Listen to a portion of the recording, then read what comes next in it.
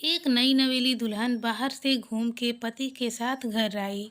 घर आते ही उसका तबीयत खराब हो जाता है। घर वाले पूछते हैं, अभी तो तुम बाहर गई थी तो तुम्हारी तबीयत ठीक थी, अचानक तुम्हें क्या हो गया? तुम्हारी तबीयत इतनी ज़्यादा खराब कैसे हो गई? पत्नी कुछ भी बताने की हालत में नहीं होती है। वो सीधे भागकर अपने रूम में जाती है, बेड पर सोकर रोने लगती है। जब ये बात पूरे परिवार को पता चलती है, तब परिवार के लोग उससे पूछते हैं, तुम्हें क्या हो गया है? अचानक तुम क्यों रो रही हो? कोई बात हो गई है क्या? मेरे बेटे ने तुमको कुछ बोल दिया है क्या? तुम दोनों में अगर कोई झगड़ा लड़ाई हुआ है तो हमें बताओ।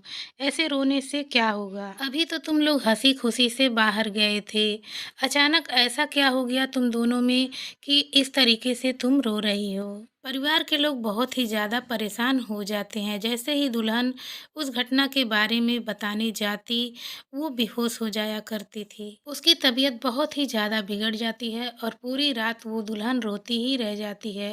पूरी रात उसके आंसू नहीं रुकते हैं। परिवार के लोग बहुत ही ज़्यादा परेशान हो जाते हैं और बार-बार उस दुल्हन से पूछने की कोशिश करते हैं कि आखिर हुआ क्या है। तब वो दुल्हन उस घटना के बारे में बताती है जो घटना उसके साथ घटी थी। जैसे ही उसके परिवार वाले इस घटना के बारे में जानते हैं, उनके पैरों तले की जमीन खिसक जाती है। वो इतने ज़्यादा हैरान और परेशान हो जाते हैं कि उन्हें समझ में ही नहीं आता है कि वो करे तो क्या करे। उसके पति को सब कुछ पता था क्योंकि फ्रेंड्स उसके पति के सामने ही उसका सामूहिक गैंग रेप हुआ था। जैसे तैसे वो अपना जान बचाकर घर भागकर आए थे, लेकिन जब जब वो उस घटना, उस कृत्य को याद करते थे, तब तब उनके अंदर शर्म-सी पैदा हो जाती थी। उन्हें ऐसा लगता था कि अभी वही सब चल रहा है।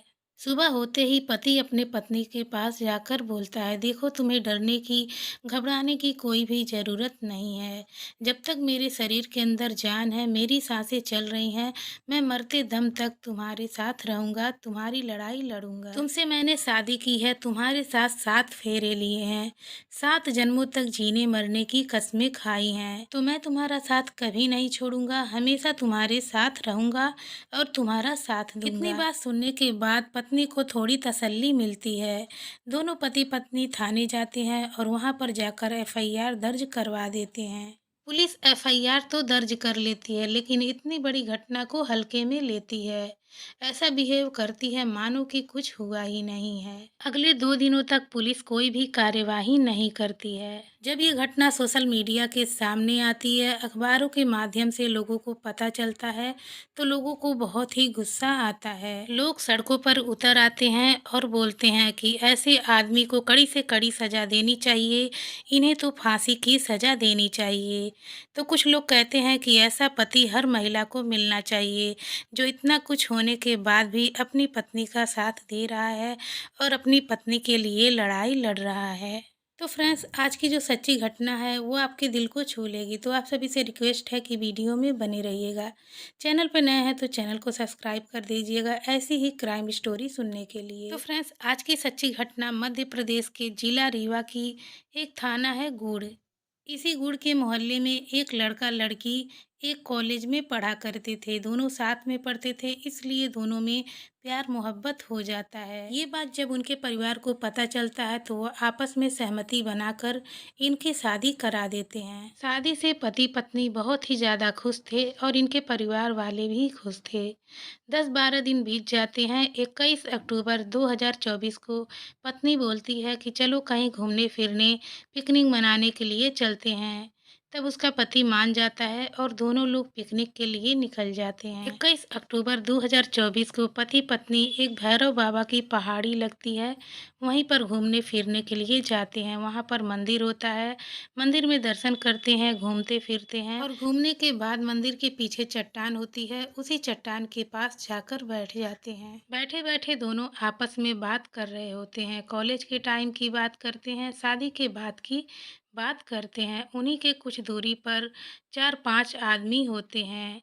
कोई दारू पीता है तो कोई लिट्टी चोखा खाता है। उनके तन पे कपड़ा नहीं था सिवाय एक नेकर के। जैसे ही उनकी नज़र इस दूल्हा दुल्हन पर पड़ती है, वो तुरंत आकर इन्हें चारों तरफ से घेर लेते हैं। तभी उसका पति बोलता है, ये क्या बेहुदा हरकत है, हमें इस तरीके से क्यों घेर रखा है? तभी वो लोग कुछ भी नहीं बोलते हैं और तड़ातड़ उसे मारने लगते हैं।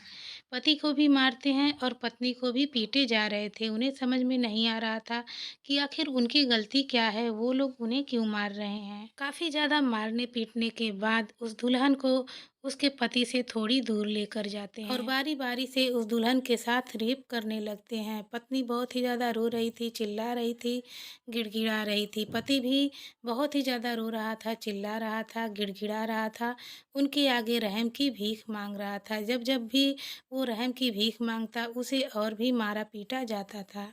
इसी तरीके से 1.5 घंटे तक उस दुल्हन का बलात्कार करते हैं। इसके बाद जब उनका मन भर जाता है, तब वो फ़ोन लगाते हैं और बोलते हैं, "अच्छी मुर्गी फँसाई है, जल्दी आएगा तो जल्दी पाएगा। फिर बाद में ये मत कहना कि मुझे क्यों नहीं बताया।"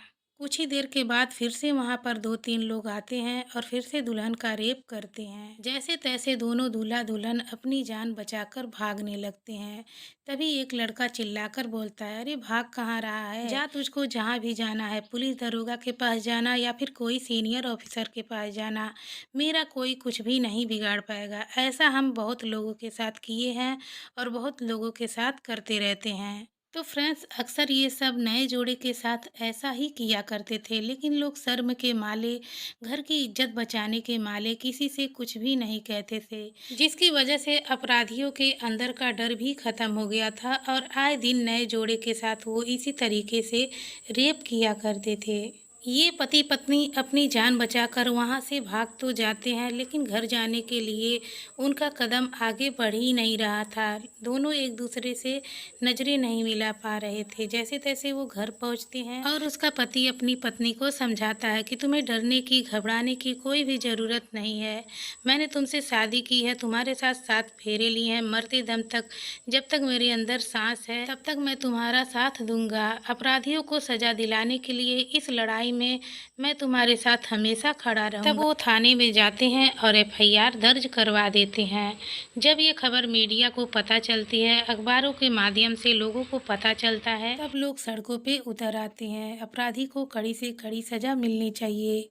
कोई कहता है कि अपराधी को फांसी की सज़ा मिलना चाहिए, तो कोई उस पति को सैल्यूट करता है कि उस पति को बार-बार सैल्यूट, जिसने इतना कुछ होने के बाद भी अपनी पत्नी का साथ नहीं छोड़ा और अपनी पत्नी के साथ इतनी बड़ी लड़ाई लड़ रहा है। मीडिया ने ये पता लगाने की कोशिश भी की कि आखिर जब घटना की सारी सच्चाई पुलिस को पता थी, तब पुलिस 2 दिन क्यों शांत बैठी थी? पुलिस ने तुरंत ही एक्शन क्यों नहीं लिया? तब पुलिस बताती है कि 23 अक्टूबर 2024 को इसी इलाके में रीजनल कॉन्क्लेव का कार्यक्रम था। इसी कार्यक्रम में मुख्यमंत्री को आना था, बड़े-बड़े मंत्रियों को आना था, बड़े-बड़े बिजनेसमैनों को भी आना था और बड़ी-बड़ी पर्सनालिटियों को भी आना था। अगर ये खबर सोशल मीडिया के माध्यम से अखबारों में आ गई, तो पुलिस की बहुत ही बदनामी हो जाती, जिसकी वजह से मुख्यमंत्री भी नाराज हो जाते और साथ में उन अपराधियों को भी बचने का मौका मिल जाता। इसीलिए पुलिस इस केस को 2 दिन दबा के रखती है।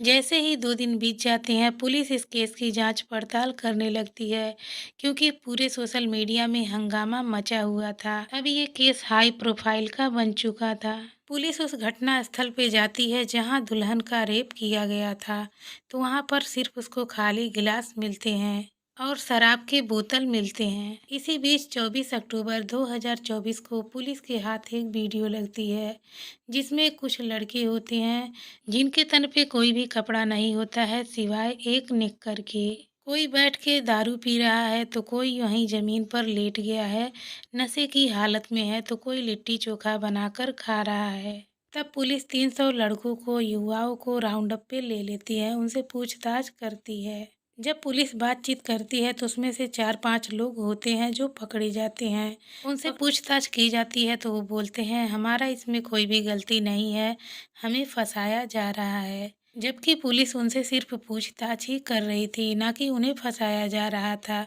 वो बोलते हैं, हम तो गरीब इंसान हैं, जैसे तैसे अपना कमाते हैं और खाते हैं। इस घटना से हमारा कोई भी लेना देना नहीं है। उनकी बातों पर पुलिस विश्वास कर लेती है और उन्हें जाने देती है। लेकिन जब ये वीडियो उनके हाथ लग जाता है तो पुलिस फिर से इन्हें गिरफ्त में ले लेती है। लगभग 8 अपराधी पकड़े जाते हैं। इन सभी से कड़ाई से पूछताछ की जाती है तो 3 अपराधी बताते हैं कि हमने उस दुल्हन के साथ कुछ भी नहीं किया है, सिर्फ हमने इनका सहयोग किया है।